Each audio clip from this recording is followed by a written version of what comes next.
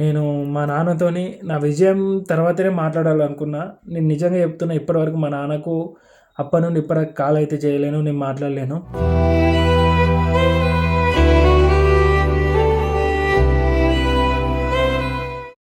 Hi అందరికీ.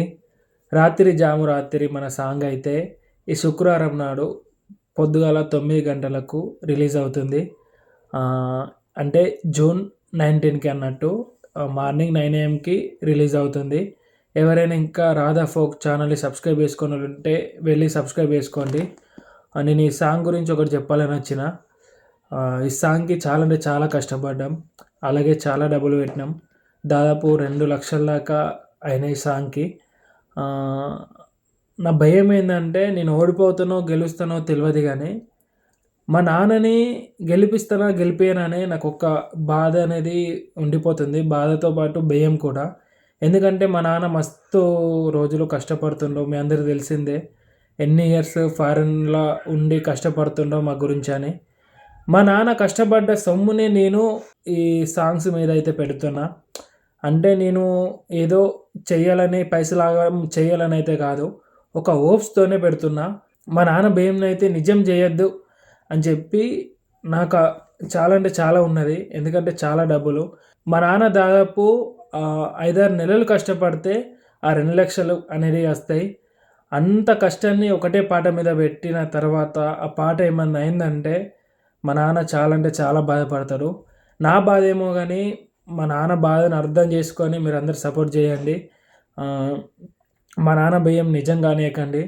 నేను కూడా కష్టపడేది ఏంటంటే ఏదో పైసలు ఆగం చేస్తాను కాదు, ఏదో ఒక స్టెప్ ముందు అడుగేద్దాం, గెలుద్దాం అనే ముందు అడుగు వేస్తున్నా. ఇప్పుడు రీల్స్లో కూడా వేస్తారు మీరు.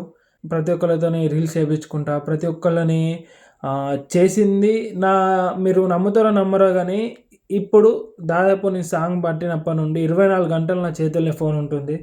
ఎందుకంటే ఎప్పుడు ఓపెన్ చేసి చూసుడు సరిగ్గా నిద్ర కూడా ఉండలేదు. ఎందుకంటే ఎవరెప్పుడు మెన్షన్ చేస్తారో, ఎవరెప్పుడు కొలాబరేషన్ చేస్తారో వాళ్ళు బాధపడొద్దు. నా కోసం చేస్తారు, సాంగ్ అనేది నా కోసం చేస్తారు.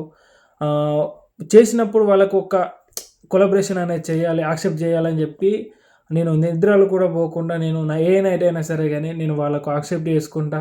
నా సాంగ్ని ముందుకు చేర్చాలి అనే ఉద్దేశంతోనే నేను పోరాడుతున్నా. మా నాన్నకు నేను సమాధానం ఒకటే చెప్పాలనుకుంటున్నా. ఈ సాంగ్తో విజయం ఇచ్చి మా నాన్నకు సమాధానం చెప్పాలనుకుంటున్నా. నిజంగా చెప్పాలంటే మా నాన్నతో అప్పటి నుండి నేను ఇప్పటిదాకా మాట్లాడలేను. ఎందుకంటే మా నాన్న మస్తు అంటే బాధపడ్డాడు అన్నట్టు. ఏం చేస్తున్నావురా డబ్బులన్నీ, నీకేమైనా అర్థమవుతుందా, నువ్వు ఏం చేయాలనుకుంటున్నావు, నాకు 5-6 నెలల కష్టం రా, ఆ కష్టాన్ని మొత్తం ఒక సాంగ్ మీద పెట్టాలనుకుంటున్నావు, ఆ సాంగ్ వస్తుందో రాదో తెలియదు, నువ్వేం చేస్తున్నావు అర్థమవుతుందని చెప్పి నా మీద చాలా అంటే చాలా బాధపడ్డాడు. కానీ నేను మా నాన్నకు ఒకటే సమాధానం చెప్పాలనుకున్నా. అది మాటతో కాదు, నా విజయంతో సమాధానం చెప్పాలనుకున్నా.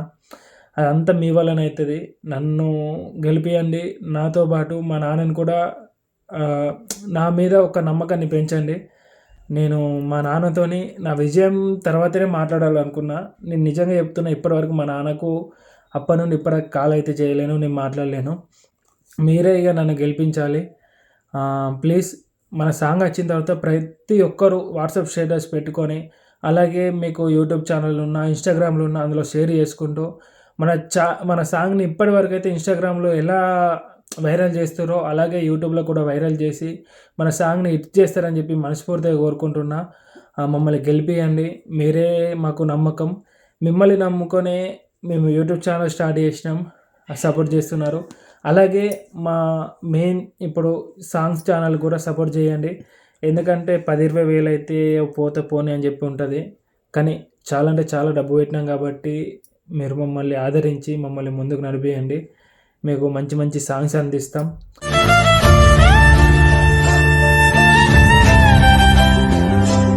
ఇంకా ఏంటంటే మేము కూడా, నేనైనా నవ్యకైనా మా సాంగ్ గురించి అయితే కష్టపడుతున్నాం. ఈవెన్ ప్రెగ్నెంట్ ఉన్నా కూడా, ఎందుకంటే రీచ్ అవ్వాలి. ఇప్పుడు మా సాంగ్కి మేమే చేసుకోకపోతే ఎట్లుంటుందని చెప్పి అంటే డ్యాన్స్ వేస్తున్నాం కానీ మొత్తం మరీ అట్లా ఎక్కువ కామెంట్లలో కూడా చాలా మంది తిడుతున్నారు. వీళ్ళకి కూడా ఏంటంటే మా అన్న, మేము, మా తమ్ముడు, మేము అందరం కలిసి స్టార్ట్ చేసినాం కాబట్టి వీళ్ళు మా భర్తలు వాళ్ళు స్టార్ట్ చేసారు. వాళ్ళు స్టార్ట్ చేసినప్పుడు వాళ్ళకి సపోర్ట్ చేయాలని చెప్పి వీళ్ళు ప్రెగ్నెంట్ ఉన్నా కూడా సాంగ్ని ఏదో కొద్దిగా ముందుకు నడిపిద్దామని చెప్పి వీళ్ళు ప్రెగ్నెంట్ ఉన్నా కూడా డ్యాన్స్ చేసుడు అది ఇది చేస్తుర్రు. సో ప్లీజ్ మీరందరూ కూడా సాంగ్ని అయితే ఖచ్చితంగా ఆదరిస్తారని అనుకుంటున్నా. ఎందుకంటే రంజిత్ మీకు ముందు నుంచే తెలుసు రంజిత్ ఎట్లా ఉంటాడో, ఎంత కష్టపడతాడో వీడియోస్ అనేది. నేను పెళ్ళి తర్వాత ఇక్కడికి వచ్చిన తర్వాత నేనైతే ఇంకా కళ్ళలా చూస్తున్నా. నార్మల్గా వీడియోస్ తీస్తున్నానంటే అదేదో చిన్న పని అయితే కాదు. నేను నా ఛానల్లో వీడియోస్ అవి ఎడిటింగ్ చేసుకోవడానికి నాకే ఇంత ప్రెషర్ అనిపిస్తుంది. ఇంకా తను మాత్రం నైట్ అంతా కూర్చొని ఎడిటింగ్ అదంతా చేయడం, మళ్ళీ సాంగ్ గురించి అది రాసుకోవడం, అంత ప్రెషర్ ఉంటుందో నాకు అర్థమవుతుంది. సో తన కష్టం అంతా ఇప్పుడు తను గెలవాలంటే అది మీ చేతిలోనే ఉంటుంది. మీరు ఖచ్చితంగా రంజిత్కి సపోర్ట్ చేస్తారని అనుకుంటూనే ఉన్నా. సో ప్లీజ్ కొంచెం సపోర్ట్ చేయండి. ఆ రాధా ఫోక్ ఛానల్కి వ్యూస్ అనేవి ఎక్కువ అంటే సబ్స్క్రైబ్ చేసుకోండి. సబ్స్క్రైబర్స్ ఎక్కువ ఉంటే సాంగ్ కూడా చాలా మందికి రీచ్ అవుతుంది. తక్కువ మంది సబ్స్క్రైబర్స్ ఉంటే సాంగ్ మళ్ళీ నార్మల్గా పోతుందేమో అని చెప్పి మాకు టెన్షన్ అవుతుంది. ఇంకా 4-5 డేసే ఉంది.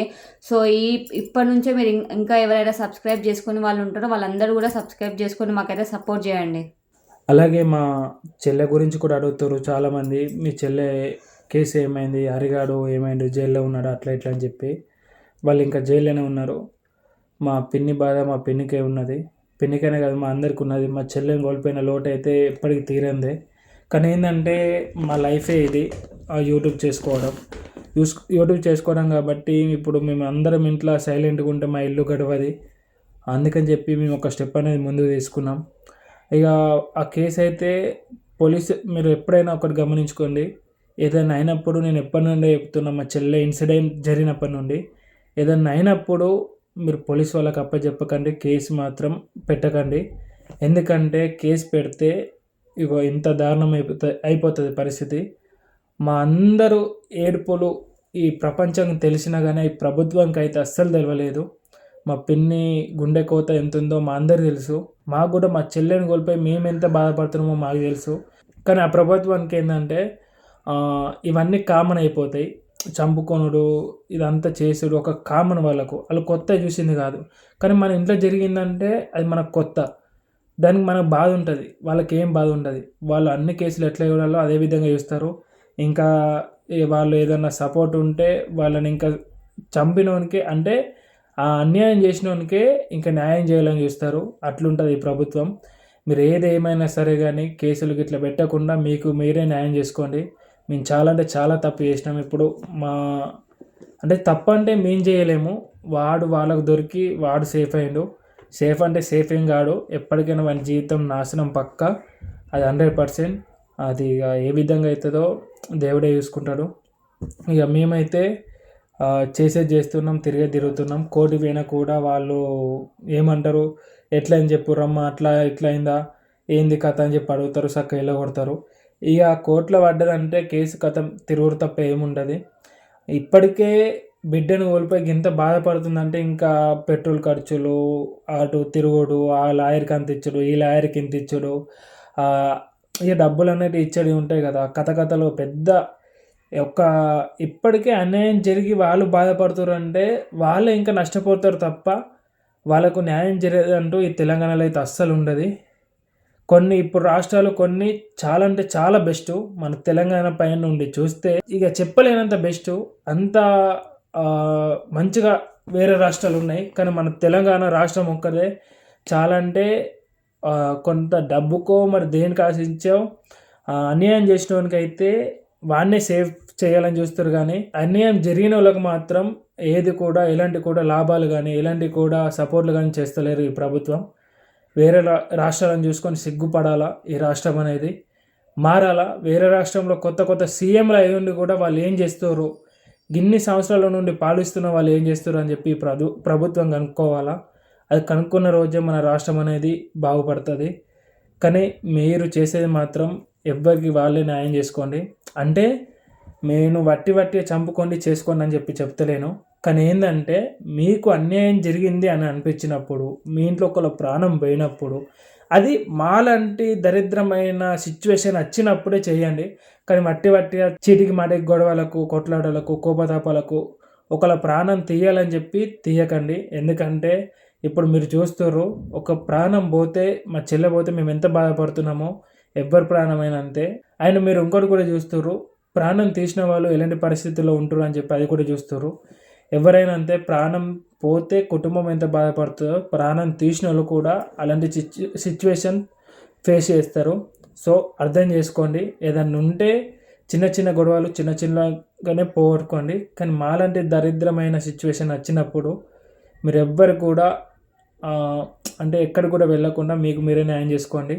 హైదరాబాద్లో కూడా ఒక అతన్ని లవ్ విషయంలో ఒక అతన్ని ఇవన్నీ అట్లా హత్య చేసిరు కదా, అది కూడా చూడండి. పాపం వాళ్ళ అక్క కూడా వేస్ట్ అసలు. వాళ్ళ అక్క కూడా మళ్ళీ 1 month అయింది, మాకు ఇంకా న్యాయం ఏం జరుగుతలే అని చెప్పి న్యూస్లకు చెప్తుంది. సిస్టర్ నీకు ఒకటి చెప్తున్నా, నువ్వు న్యూస్కి ఎన్ని చెప్పినా కానీ ప్రభుత్వం పట్టించుకోదు. ప్రభుత్వం అనేది ఎవరికి వినాలో వాళ్ళకి వింటుంది. అంటే వాళ్ళకు సపోర్టర్స్ ఉంటారు కదా, వాళ్ళు చెప్పినట్టే వింటుంది, కానీ మనం చెప్పినట్టు విన్నది. మనసుంటి జీవితాలకు ఎవ్వరు కూడా న్యాయం చేయరు. నువ్వు అక్కడికి వెళ్ళి ఇక్కడ వెళ్ళి ఇప్పుడు తమ్ముడు పోయినోడు అయితే పోయిండు, మళ్ళీ తిరిగి రాడు. కానీ నువ్వు మాత్రం వాళ్ళ కంట్ల వీళ్ళ కంట్ల పడి నీ లైఫ్ని ఆగం చేసుకోకు. నువ్వు చేసేదేదో నీకొక్కదానికే తెలిసినట్టు చేసుకో.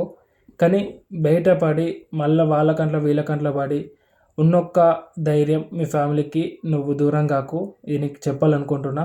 అండ్ మన సాంగ్ అయితే ఈ శుక్రవారం నాడు 9 AM వస్తుంది. అందరు వెయిట్ చేయండి. అలాగే చూసిన వెంటనే లైక్ కొట్టి షేర్ చేసి కామెంట్ కూడా చేయండి ఎలా ఉందో. మీ అందరిపైనే మాకు నమ్మకం ఉంది, మమ్మల్ని గెలిపిస్తారని. నన్ను మా నాన్న నమ్మకాన్ని గెలిపిస్తారని చెప్పి అనుకుంటున్నా. Thank you.